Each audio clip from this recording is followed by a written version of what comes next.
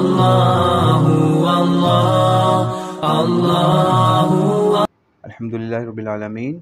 अल्लाहुम्मा सल्लि अला मुहम्मदिन व अला आलि मुहम्मद कमा सल्लैता अला इब्राहीम व अला आलि इब्राहीम इन्नका हमीदुम मजीद। अल्लाहुम्मा बारिक अला मुहम्मदिन व अला आलि मुहम्मद कमा बारकता अला इब्राहीम व अला आलि इब्राहीम इन्नका हमीदुम मजीद।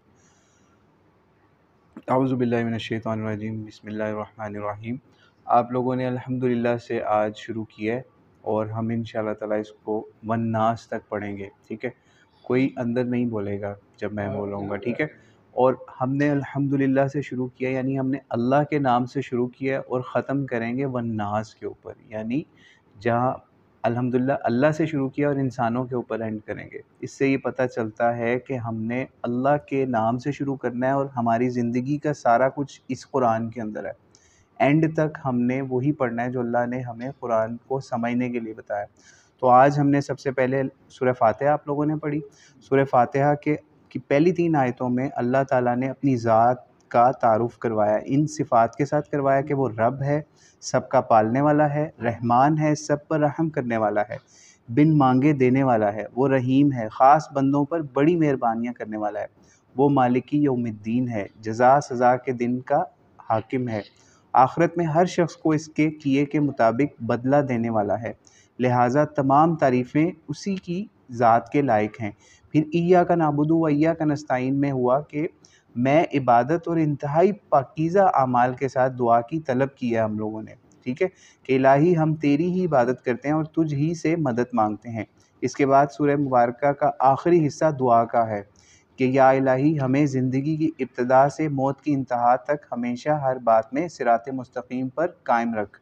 किसी हाल में हम इस सीधे रास्ते से ना भटकें जिस पर तेरे वो बंदे चलते रहे, जिन पर तेरे इनामात की बारिश हुई। मौला करीम हमारी हिफाजत फरमा, हम कभी इस राह पर ना चलें जिस पर वो लोग चले जिन पर तेरा ग़ज़ब हुआ, और हमें गुमराहों के रास्ते पर चलने से भी महफूज फरमा। फिर उसके बाद हम ऊँची सारी पढ़ते हैं आमीन।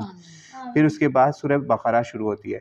सूरह बक़रा जो है ये कुरान पाक की सबसे लंबी सूरत है और इसके अंदर 40 रुकू हैं और 286 आयात हैं इसकी। ठीक है, और ये पहले पारे की इसका आगाज़ होता है। ये कुरान करीम की सबसे तवील सूरह है, ये हमने बता दिया। इसमें मुतअद्दिद अहकाम और मसाइल हैं। खुलासा ये है कि ऐलान खिलाफत कुबरा और यहूद को दावत ईमान भी इसमें शामिल है। सफ़ात मोमिन और कुफ़ार की खुसूसियात। पहला रुकू इसके अंदर क्या है हमने पढ़ा कि बिलाशुबा ये किताब इलाही है, अल्लाह से डरने वालों के लिए और इंसानों पर दुनिया और आखिरत की कामयाबी और सआदतों की राहें खोलने के लिए ये किताब है, जो सादतमंद इन 5 सिफ़ात के हामिल हैं। 5 खुसूसियात उनमें कौन सी हैं कि बिदार ज़मीर जो बिन देखे हकीकतों को किताब हक़ की रहनुमाई के मुताबिक मानते हैं। दूसरी खुसूसियत नमाज कायम करते हैं। तीसरी खुसूसियत अल्लाह के दिए हुए में से खर्च करते हैं। फिर चौथी खुसूसियत वो बरहक मानते हैं जो पहले नबियों पर उतरा, यानी जो पहले नबियों पर उतरा उसको भी हक मानते हैं। फिर पाँचवीं खुसूसियत कि वो आखिरत पर यकीन रखते हैं, और ठीक है, यही लोग हिदायत याफ्ता हैं।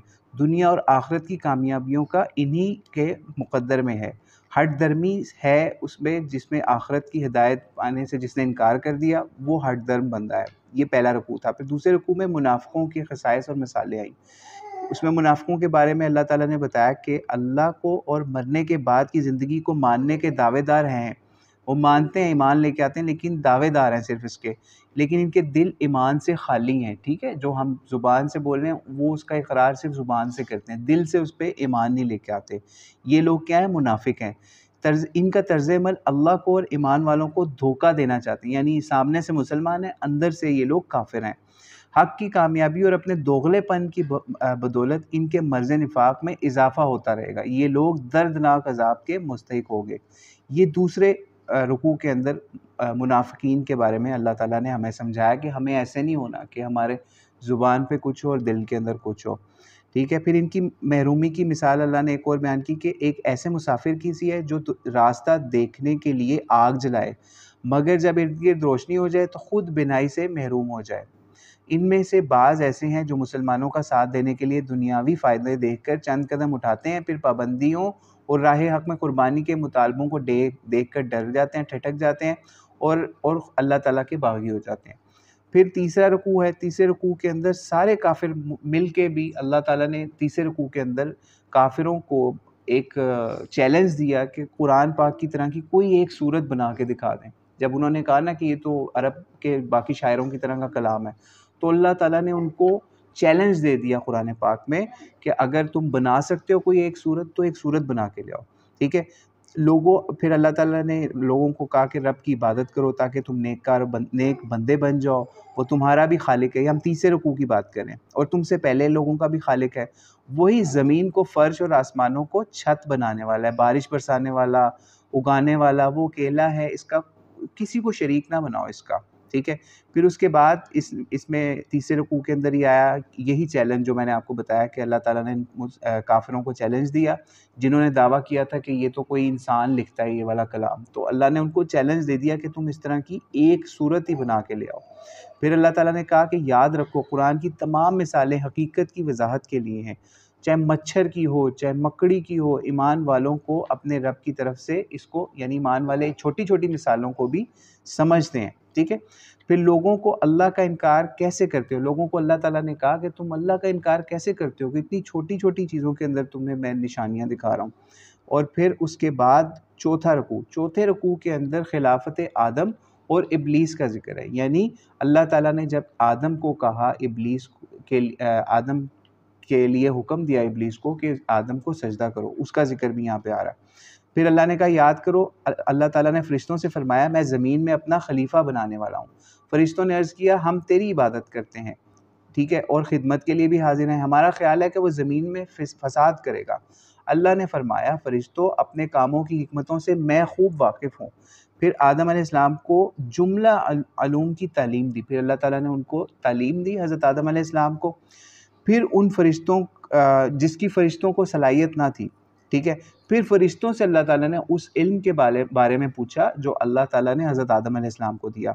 तो उन्होंने फिर आजिज़ी का आगे से इज़हार कर दिया कि अल्लाह ताला तू ही सबसे बड़ा है, हम तो कुछ भी नहीं जानते। फिर खिलाफत आदम के इकरार और बनी आदम की अज़मत के इज़हार के लिए फ़रिश्तों को आदम के सामने झुकने का हुक्म हुआ। जब फ़रिश्तों को हुक्म हुआ तो वहाँ इब्लीस भी था। इब्लीस जो कि फ़रिश्तों के साथ शामिल हो गया था, वो अकड़ गया, इसने आदम अलैहिस्सलाम के सामने झुकने से इनकार कर दिया और वो काफिरों में से हो गया। आदम और हवा जन्नत में रहने लगे। इन्हें एक दरख्त का फल ना खाने का अल्लाह ताला ने हुक्म दिया कि इस दरख्त के करीब नहीं जाना आप लोगों ने, ठीक है। तो शैतान ने इन लोगों को बहकाया, तो फिर उन्होंने वो फल खा लिया। फिर दोनों ज़मीन पे भेज दिए गए, जन्नत से निकाल दिए गए। फिर अल्लाह करीम ने हज़रत आदम अलैहिस्सलाम को माफ़ी मांगने का तरीका भी सिखाया, तो उनकी तौबा कबूल होगी। नस्ल आदम को हमेशा के लिए ज़मीन में ही रहने का फिर हुक्म दे दिया, यानी जन्नत से निकालने के बाद फिर ज़मीन के ऊपर ही आदम अलैहिस्सलाम और उनकी फिर पूरी नस्ल का इम्तिहान है ज़मीन के ऊपर, ठीक है। फिर आसमानी हिदायत अल्लाह ताला आसमान से भेजता रहेगा, उसका भी जिक्र है इस रुकू में। फिर पाँचवा रुकू आ जाता है। पाँचवें रुकू में बनी इसराइल से पहला खिताब होता है। बनी इसराइल के ऊपर हज़रत आदम अलैहिस्सलाम की खिलाफत के बाद जो इसका होता है, यानी अल्लाह ताला बनी इसराइल को बताता है कि तुम लोगों ने क्या किया। यानी असल में बनी इसराइल का बयान इसलिए हो रहा है कि हमें बताया जाए कि बनी इसराइल के ऊपर अल्लाह ने क्या क्या इनाम किए, ठीक है। मनोसलवा, नेमतें, सारा कुछ उन पे किया, उनके ऊपर नमाज, ज़कात, ये सब चीज़ें उनको कही, लेकिन उन्होंने अल्लाह ताला की नेमतों का कुफ़र किया, ठीक है। फिर उसके बाद 6वें रुकू में चलते हैं। तो 6वें रुकू में तारीख़ बनी इसराइल के चंद वाक़यात फिर अल्लाह ताला ने बताया है कि नेमतों के बारे में ज़िक्र किया है। फिर उनको बताया कि तुम्हें मैंने किस तरीके से बाकी कौमों के ऊपर फ़जीलत बख्शी थी। फिर आखिरत के बारे में ज़िक्र है। फ़िरौन का बताया कि फ़िरौन किस तरह बनी इसराइल पर ज़ुल्म करता था कि उनके जो है बेटों को कत्ल कर देता था, औरतों को ग़ुलाम बना लेता था। फिर अल्लाह ताला ने उनके ज़ुल्म व सितम से इनको निजात दी। और समुंदर में रास्ता बनने का भी ज़िक्र है, यानी हज़रत मूसा अलैहिस्सलाम जब अपनी कौम को लेके निकले तो अल्लाह ताला ने उनको कहा आसा मारो, तो वो दो पीस हो गया समुंदर और दरमियान में खुश्की का रास्ता बन गया। और वो जब वहाँ से गुजर गए तो बाद में उसके अंदर फ़िरौन जो उसका लश्कर गर्क हो गया। ये इसका भी ज़िक्र है फिर 6वें रुकू में, ठीक है। फिर 6वें रुकू से आगे जब हम 7वें रुकू में गए तो बनी इसराइल की सरकशी के फिर मज़ीद वाक़यात के बारे में आता है। सरकशी मतलब नाफरमानियाँ, यानी जो उनको ऑर्डर दिया गया था उसकी सरकशी उन्होंने किस तरह की, ठीक है।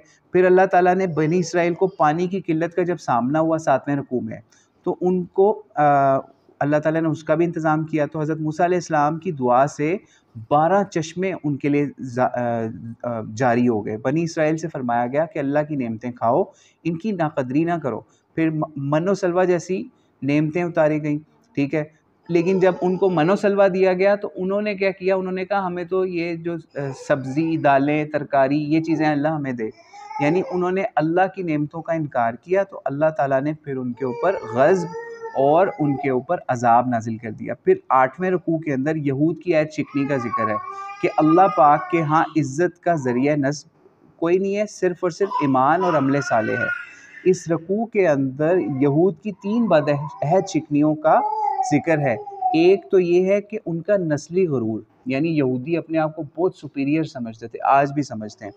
और फरमाया कि हमने तौरात पर अमल करने का इनसे अहद लिया कि इसके एहतमाम करो, और फिर तुम पर पहाड़ बुलंद कर दिया, ठीक है। फ़ौक़कुमुत तूर का ज़िक्र आता है ना, वो यहाँ पे उसका भी ज़िक्र है कि अल्लाह ताला ने उनके ऊपर पहाड़ बुलंद कर दिया, ताकि तुम्हारे अंदर ये एहसास पैदा हो कि अगर अल्लाह का हमने हुक्म ना माना तो हम पर ये पहाड़ गिर जाएगा और हम निस्तो नाबूद हो जाएंगे। मगर इस पर भी उन्होंने अहद शिकनी की, यानी इतने अहद शिकन थे कि अल्लाह ने उन पर पहाड़ रखा हुआ था कि अगर तुम लोगों ने कोई बुराई की तो पहाड़ गिर जाएगा, लेकिन वो फिर भी बाज ना आए। फिर उनको ये दूसरा एक उन्होंने जुर्म क्या किया कि अल्लाह ने उनको मना किया था कि हफ्ते के दिन शिकार की पाबंदी थी। तो उन्होंने क्या किया कि उन्होंने अल्लाह के हुक्म को तोड़ा और हफ्ते के दिन ही उन्होंने शिकार का कोई तरीका ऐसा निकाल लिया, ठीक है, मछलियाँ पकड़ने के लिए कि गढ़ों में जमा कर लेते थे और फिर बाद में अगले दिन पकड़ लेते थे, यानी जमा पहले ही कर लेते थे। फिर यहूदियों की तीसरी सरकशी क्या की, ये 8वां रुकू चल रहा है अभी, वो कि अल्लाह ने उनको कहा कि बकरा ज़िबा करो, यानी बकरा कहते हैं जिसके ऊपर ये पूरी सूरत है इसके नाम पे, कि अल्लाह ने उनको हुक्म दिया कि तुम लोग गाय ज़िबा करो। तो उन्होंने उसके ऊपर भी ये किया कि इस तरह कर लें, ऐसी हो, इसका ये कलर हो, फिर मज़ीद सरकशियाँ उस पे की। बहरहाल फिर उसके बाद जब गाय को ज़िबा तो कर लिया, बहुत ज़्यादा हुज्जतें निकाल के कि कैसी कलर की हो, कैसी हो, दिखती हो, चरने वाली हो, खाने ये वो। लेकिन बहरहाल जितनी उन्होंने इस तरह के क्वेश्चंस राइज़ किए अल्लाह ताला के सामने, तो अल्लाह ने उनको और मुश्किल इस चीज़ को बना दिया, ठीक है। फिर उसके बाद खैर उन्होंने वो कर ली और वो मसला हल भी हो गया, जिसकी वजह से ये करना पड़ा। फिर आगे 9वां रुकू है। 9वें रुकू के अंदर यहूद के आबा व अजदाद की संगदिली का ज़िक्र है।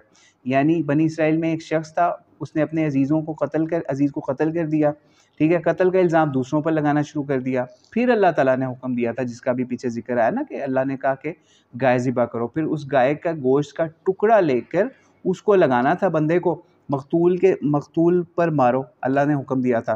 तो मक़तूल ज़िंदा हो गया वो उस टुकड़े से अल्लाह के हुक्म से। फिर उसने कातिल का नाम बता दिया कि वो कौन-सा कातिल है, ठीक है। इसलिए गाय का हुक्म दिया हुआ था कि इसको ज़िबा करना है। फिर उसके बाद ये अल्लाह ताला की कुदरत का एक निशान था, ठीक है, कि गाय में कुछ नहीं था, यानी गाय को ज़िबा करने के बाद उसमें उसके टुकड़े से क्या होना है, अल्लाह ने सिर्फ़ एक हुक्म के ज़रिए आज़माया उनको, ठीक है।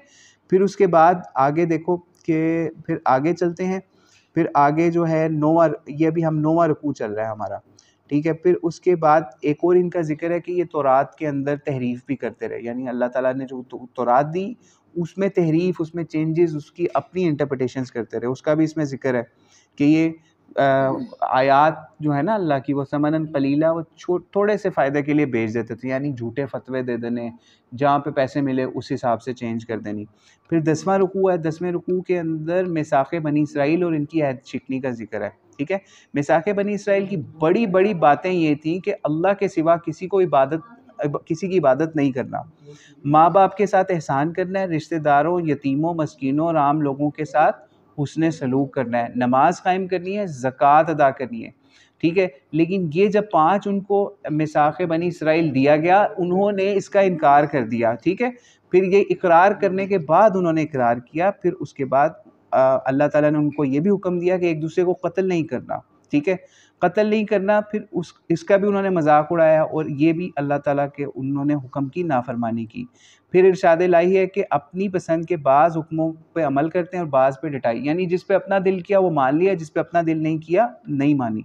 फिर 11वां रुकू आ जाता है। 11वें रुकू के अंदर बनी इसराइल का इनकार और ख़त्म रुसल और मौत का डर, ये 11वें रुकू के अंदर ये बात हुई है। यानी बनी इसराइल के पास मूसा अलैहिस्सलाम तशरीफ़ लाए और भी दीगर पैगम्बर आए, फिर हज़रत ईसा अलैहिस्सलाम आए, फिर जो रसूल भी इनकी मन मर्ज़ी के ख़िलाफ़ पैगाम लाया, उन्होंने उसका इनकार किया और उनको कुछ नबियों को तो उन्होंने मार दिया, यानी कत्ल कर दिया या शहीद कर दिया। बनी इसराइल के नबियों को झुटलाने और शहीद करने की तारीख़ का बयान करते हुए फरमाया गया कि जिस तरह ये लोग हमेशा सच्चाई के मुनकिर रहे हैं, उसी तरह आज भी हक़ की मुखालफत में सरगर्म हैं। यानी जब नबी अलैहिस्सलाम ने दावत दी उनको, तो फिर उन्होंने आपकी दावत का भी इनकार कर दिया। ठीक है? नबूवत पे ईमान नहीं लेके आया, नबी अलैहिस्सलाम की नबूवत के ऊपर भी और उसके ऊपर भी हीले बहाने निकालते रहे। ठीक है? उसका भी इनकार कर दिया। यानी आप देखें, इसीलिए क्रिश्चियन अभी तक इतनी दुनिया में है, क्योंकि उस वक़्त भी ज़्यादातर क्रिश्चियंस और यहूदियों ने नबी अलैहिस्सलाम की जो नबूवत है उसका इकरार नहीं किया। बहुत थोड़े से लोग उसमें से ईमान लेके आए, यहूदियों में से भी और ईसाइयों में से भी। ठीक है? फिर इसी रुकू के अंदर 11वें रुकू में ज़िक्र है कि ए मोहम्मद करीम सल्लल्लाहु अलैहि वसल्लम, यहूदी अपने आप को खुदा का महबूब बताते हैं। ठीक है? और इनसे कह दें आप कि अगर आखिरत में अल्लाह की मेहरबानियाँ सिर्फ तुम्हारे लिए ही हैं, तो फिर मौत की तमन्ना करो, लेकिन ये अपने करतूतों से पूरी तरह वाकिफ़ हैं। ये कभी मौत की तमन्ना नहीं करेंगे, हालांकि सबको मरना है, ख्वाह कोई 1000 साल की उम्र क्यों ना पाले। इनकी लंबी उम्र इनको खुदा के अजाब से ना छुड़ा सकेगी। ठीक है? फिर उसके बाद 12वां रुकू है। ठीक है? 12वें रुकू के अंदर हज़रत जिब्रील अमीन और उसके अलावा जादू और अमलियात इनका ज़िक्र है। यहूदी जो हैं वो ये कहते थे, 12वें रुकू के अंदर इसका ज़िक्र है कि जिब्रील जो है वो हमारे दुश्मन फ़रिश्ता है। बनी इसराइल की बजाय वो बनी इस्माइल के फ़र्ज़ंद मोहम्मद सल्लल्लाहु अलैहि वसल्लम पर वही लाया। यानी इतनी उनको नफ़रत थी हज़रत इस्माइल अलैहिस्सलाम की नस्ल से, जिसमें से नबी अलैहिस्सलाम थे। अल्लाह का इरशाद फिर इसी रुकू में हुआ कि कुरान मजीद पहली किताबों का मुसद्दिक़ है, यानी तस्दीक करने वाला है। ईमान लाने वालों के लिए हिदायत और खुशखबरी है। यहूद याद रखें कि इनकी वाज़िह आयात का इनकार करना सिर्फ फासिकों का काम है। रहे जिब्रील, वो अल्लाह के फ़रिश्ते हैं। इस रुकू के अंदर अल्लाह ने फरमाया कि जिब्रील जो हैं वो तो अल्लाह के फ़रिश्ते हैं और अमीन हैं, यानी ईमानतदार हैं। जिब्रील का दुश्मन अल्लाह का दुश्मन है, यानी यहूदी जो हैं वो हज़रत जिब्रील अलैहिस्सलाम से बहुत नफ़रत करते थे। तो अल्लाह ताला ने बताया कि जिब्रील से जो नफ़रत करेगा वो असल में अल्लाह से दुश्मनी कर रहा है। ठीक है? फिर इसके बाद हज़रत सुलेमान अलैहिस्सलाम का इसमें थोड़ा ज़िक्र है इसी रुकू में, 12वें रुकू में, कि हज़रत सुलेमान अलैहिस्सलाम और हारूत मारूत फ़रिश्तों से मंसूब करते हैं कि ये जादू करते थे। हालाँकि हकीकत ये है कि वो सिर्फ़ आज़माइश थी लोगों के लिए। नफ़ा व नुकसान हुक्म इलाही के बग़ैर नहीं हो सकता। ठीक है? जिसने आसमानी हिदायत को पसे पुश डाल दिया, जादू और शोबदाबाज़ी शैतानी अमलियात की पैरवी की, इसके लिए आखिरत में कोई हिस्सा नहीं है। फिर 13वां रुकू आ जाता है कि मुसलमानों को गुमराह करने के लिए यहूदियों के एतराज़ात और उनका जवाब। यहूदी और इनके पीछे लगने वाले मुनाफ़िकीन हज़रत मोहम्मद सल्लल्लाहु अलैहि वसल्लम से गुफ्तगू करते वक्त ज़ुमानी अल्फाज बोलते थे और आपकी गुस्ताखी के पहलू निकालते थे। फिर ईमान वालों को इरशाद हुआ कि तुम इन अल्फाज से परहेज़ करो। यहूदियों के असली मर्ज़ का ज़िक्र भी यहाँ फरमाया गया कि वो अपने नस्ली तासुब के सबब हरगिज़ नहीं चाहते कि मुसलमानों पर कोई खैर और बरकत नाजिल हो, लेकिन अल्लाह ताला इंसानी ख्वाहिशों का पाबंद नहीं है। ठीक है? यानी अल्लाह ताला सिर्फ़ ये देखता है कि कौन उसके अहकामात के ऊपर अमल कर रहा है। ठीक है? उसका भी यहाँ पर इस रुकू के अंदर ज़िक्र है। यानी हम ये तो 13वें रुकू की बात करें। फिर इसी के अंदर नमाज कायम करने, ज़कात अदा करने, नेकियों को ज़ख़ीरा आखिरत बनाते रहने का ज़िक्र है। और यहूदियों और नसरानियों की ये महज़ झूठी उमंगें और आरज़ुएँ हैं कि यहूदी और ये जो क्रिश्चियन हैं सिर्फ़ यही जन्नत में जाएंगे। ठीक है? याद रखो, जन्नत किसी का विरसा या विरासत नहीं है। अल्लाह के यहाँ अजर का मुस्तहिक़ हर खौफ व गम से आज़ाद वही है जिसने अल्लाह के सामने सर झुका दिया। जैसे हम लोग आज समझते हैं सिर्फ हम ही जन्नत में जाएंगे, हमने कलमा पढ़ लिया, लेकिन ये अल्लाह करीम को पता है कि आज किसका कलमा कबूल होता है, कौन जन्नत में जाएगा और किसके अमाल कबूल होते हैं। फिर 14वां रुकू आ जाता है। सिर्फ 2 रुकू रह गए। ठीक है? 14वां रुकू आता है उसमें यहूद व नसारा और मुशरिकीन मक्का की रविश का ज़िक्र है कि यहूद व नसारा किस तरह लोगों को गुमराह करते थे। नसारा यहूद को और मुशरिकीन मक्का हर दो को इसका फ़ैसला जज़ा हर किसी को गुमराह करने की कोशिश करते थे, उसका ज़िक्र है इसमें। ठीक है? फिर उसमें तीनों ग्रोहों के बाहमी निज़ा का ज़िक्र है। यानी इसी के अंदर एक और चीज़ का ज़िक्र आ रहा है कि मुशरिकीन का हाल ये है कि वो ख़ास अल्लाह पाक का नाम लेने वालों को मस्जिद हराम में से इबादत करने से रोकते और मस्जिद हराम को बर्बाद करने की कोशिश करते हैं। याद रखो, अल्लाह की मसाजिद और अल्लाह के बंदों को रोकने वाले दुनिया और आखिरत में रुसवा होंगे। तीनों ग्रोहों के बाहमी निज़ा का एक सबब सिमत क़िबला का तयन है, यानी क़िबले की सिमत का तयन भी इन आयात के अंदर आया, यानी जो कि रुकू नंबर 14 में चल रही हैं। ठीक है, नसारा ने फिर अल्लाह ताला का बेटा बना लिया हज़रत ईसा अलैहिस्सलाम को, उसका भी इसमें कुछ थोड़ा सा तज़किरा ज़िम्नन मिल जाता है। फिर मुशरिकीन ये भी कहते हैं कि अल्लाह ताला हमसे ख़ुद कलाम क्यों नहीं करता। ठीक है, अल्लाह हम पे कोई नबी अलैहिस्सलाम का कोई सदाकत का निशान खुद क्यों नहीं उतार देता। मुशरिकों का ये मुतालबा ऐसा ही था जैसे यहूदियों ने मूसा अलैहिस्सलाम से कहा था कि इसी वजह से उनके गुमराहियों की वजह से उनके दिल भी जो हैं वो स्याह या एक जैसे हो गए थे। ए मोहम्मद करीम सल्लल्लाहु अलैहि वसल्लम, आप बिशारत देने वाले हैं। यहाँ पे अल्लाह ताला ने नबी अलैहिस्सलाम को कहा कि आप बिशारत देने वाले हैं और बदअमली के बुरे नताइज से डराने वाले हैं, और इनकी ख्वाहिशात के पीछे बिल्कुल ना लगें, यानी यहूद नसारा की बातों के पीछे ना लगिएगा आप। ठीक है, और हदायत को छोड़कर इनके तरीके को बिल्कुल आपने नहीं अपनाना। ठीक है, फिर उसके बाद रुकू नंबर 15 है, सेकंड लास्ट रुकू है कि हज़रत इब्राहीम अलैहिस्सलाम की इमामत और आजमाइश का इसमें ज़िक्र आ रहा है। ठीक है, कि यही जो तीनों ग्रोह जिनका पहले ज़िक्र आया कि उन्होंने हज़रत इब्राहीम अलैहिस्सलाम की सरगुज़िश से साबित किया जा रहा है कि मोहम्मद सल्लल्लाहु अलैहि वसल्लम का तरीका ही मिल्लत इब्राहीमी है। असल में जो कुफ़ार थे, कुफ़ार मक्का या यहूद नसारा, ये अक्सर लोग कहते थे कि हम इब्राहीमी हैं। ठीक है, इब्राहीमी है, तो अल्लाह ताला ने इरशाद फरमाया कि असल इब्राहीमी वो है जो नबी अलैहिस्सलाम के ऊपर ईमान लेके आए, वो मिल्लत इब्राहीमी में या हज़रत इब्राहीम अलैहिस्सलाम के उस्वा पे चलने वाला है। इरशाद इलाही है कि अल्लाह के खलील इब्राहीम की जब भी आजमाइश हुई तो वो हर आजमाइश में पूरे उतरे, तो पूरे आलम की इमामत उनके सपुर्द कर दी, यानी हज़रत इब्राहीम अलैहिस्सलाम के सपुर्द। इब्राहीम और इस्माइल ने खुदा के हुक्म से बैतुल्लाह की तामीर की, और तामीर की तकमील पर रब ताला ने यूँ दस बदस दुआ हुए कि इलाही इस शहर को अमन वाला बना, इसके ईमानदार बाशिंदों को फलों का वाफिर रिज़्क़ अता फरमा। ए अल्लाह हमें हमारी इस तामीर काबा की खिदमत को कबूल फरमा। ठीक है, फिर उसके बाद आखिरी रुकू है, रुकू नंबर 16, पारा के आखिरी रुकू में फरमाया गया कि इब्राहीम अलैहिस्सलाम हमारे बरगुज़ीदा रसूल थे, आखिरत में इनका बहुत बुलंद मकाम होगा। ठीक है, इनके तरीके को छोड़ना हमाकत के सिवा कुछ नहीं।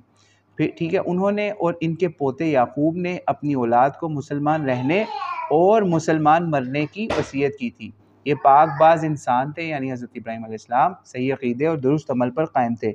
यहूद व नसारा कहते हैं कि हिदायत यहूदियत और नसरानियत में है। याद रखो, हिदायत सिर्फ मिल्लत इब्राहीमी के साथ वाबस्ता है। मुसलमानों, तुम कह दो हमारा ईमान इन्हीं बातों पर है जिस पर इब्राहीम, इस्माईल, इसहाक़, याकूब और इनकी औलाद और मूसा अलैहिस्सलाम का ईमान था, अलैहिमुस्सलाम का ईमान था। अगर तुमने इसी तरह ईमान रखा जैसे हम ईमान लाए तो तुम हिदायत पाओगे, वरना अल्लाह तुमसे खुद निपटेगा। हमने अल्लाह का रंग इख्तियार कर लिया। सिबगत अल्लाह की बात हो रही है। ठीक है, सिबगत अल्लाह किसे कहते हैं?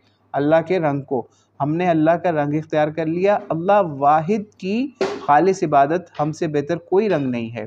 तुम्हारा ये कहना बिल्कुल गलत है कि इब्राहीम, इस्माईल, इसहाक़, याकूब अलैहिस्सलाम इनकी औलाद यहूदी या ईसाई थे। तुम ज़्यादा जानते हो या अल्लाह ज़्यादा जानता है? अच्छी तरह सुन लो, अक़ीदा तौहीद इख्तियार करके नेक अमाल करके ही तुम कामयाब हो सकोगे, और तुम्हारे बड़ों के काम तुम्हारे किसी काम ना आएंगे। ठीक है, तो ये आज पहला सिपारा, इसका हमने खुलासा पढ़ लिया। अल्लाह से दुआ है कि हमें इस पर अमल करने वाला बनाए। सलाम अलैकुम।